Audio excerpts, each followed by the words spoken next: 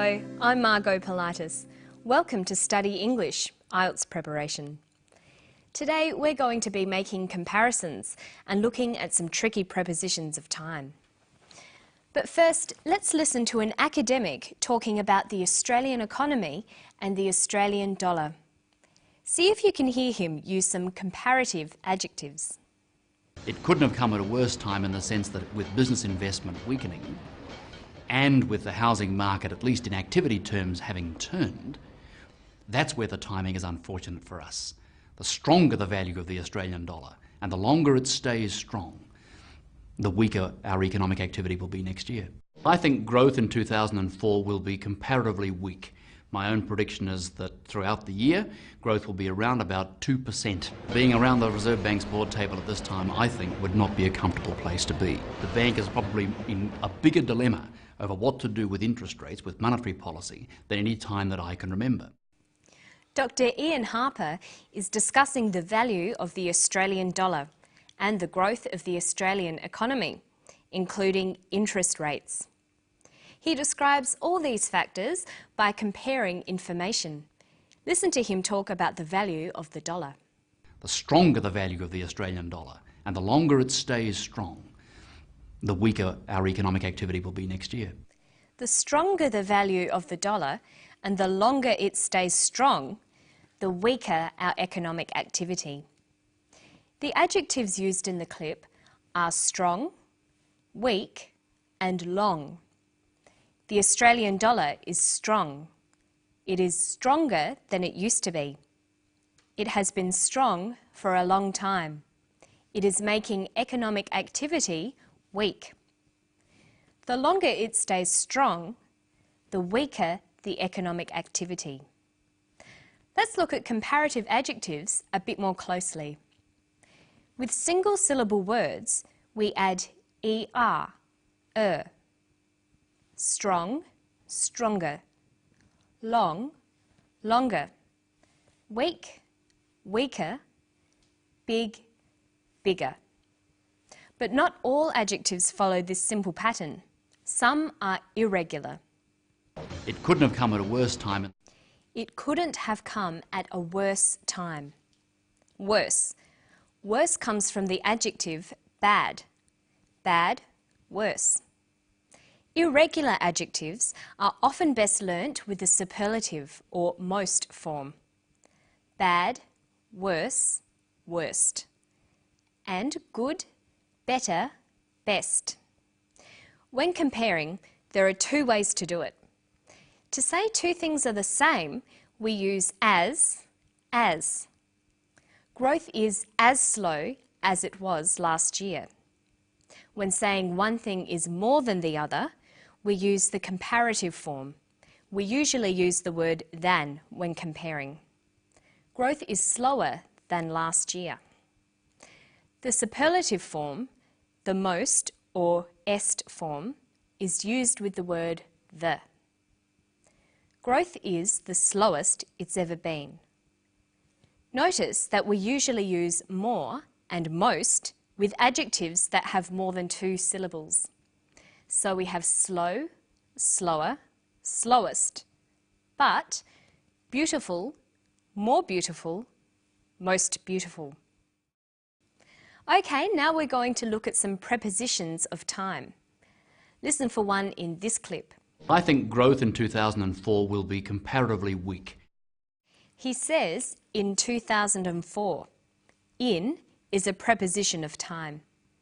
The prepositions of time are at, on, and in. Let's look at how they're all used. At is used for times. For example, the lecture is at 7 o'clock. On is used for days and dates. The lecture is on Thursday. The lecture is on the 27th of October. In is for periods of time and for months, years and seasons. The lecture is in the morning, in June, in 2004, in winter. So we'd say the lecture is at 7 o'clock in the morning, on Thursday, on the 27th of October in 2004. Notice that we say in the morning, in the afternoon, in the evening, but we say at night. Now let's test you on these prepositions. I saw her Tuesday, 3 o'clock, the afternoon. We've got the choice of in, at, or on. I saw her on Tuesday at 3 o'clock in the afternoon. Here's another one. They went shopping night. Friday last week. Shops are open late. Summer. They went shopping at night on Friday last week. Shops are open late in summer. Okay, now let's listen to the whole clip again. See if you can hear how much he thinks the Australian economy will grow. It couldn't have come at a worse time in the sense that with business investment weakening and with the housing market, at least in activity terms, having turned, that's where the timing is unfortunate for us. The stronger the value of the Australian dollar and the longer it stays strong, the weaker our economic activity will be next year. I think growth in 2004 will be comparatively weak. My own prediction is that throughout the year, growth will be around about 2%. Being around the Reserve Bank's board table at this time, I think, would not be a comfortable place to be. The bank is probably in a bigger dilemma over what to do with interest rates, with monetary policy, than any time that I can remember. His prediction is for growth to be about 2%. We write 2% like this. Percent comes from the Latin phrase per centum, by the 100 or in every 100. It's used to express proportions out of 100, including rates of interest. Percent is always used with a number. So we say 20% of students attended the lecture.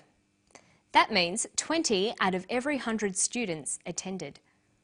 Or she got 90% in the test means she got 90 out of every 100 questions right. Or growth will be around 2%. We also have the word percentage. Percentage is a noun. It means the portion or amount of something. So we say, what was the percentage of students who attended the lecture?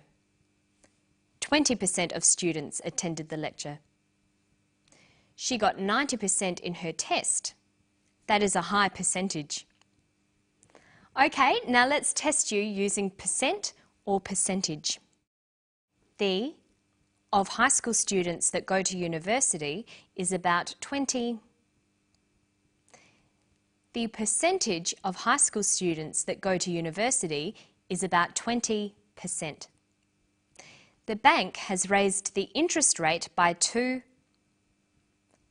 The bank has raised the interest rate by 2%. The of married women in the workforce rose from 50 to 60.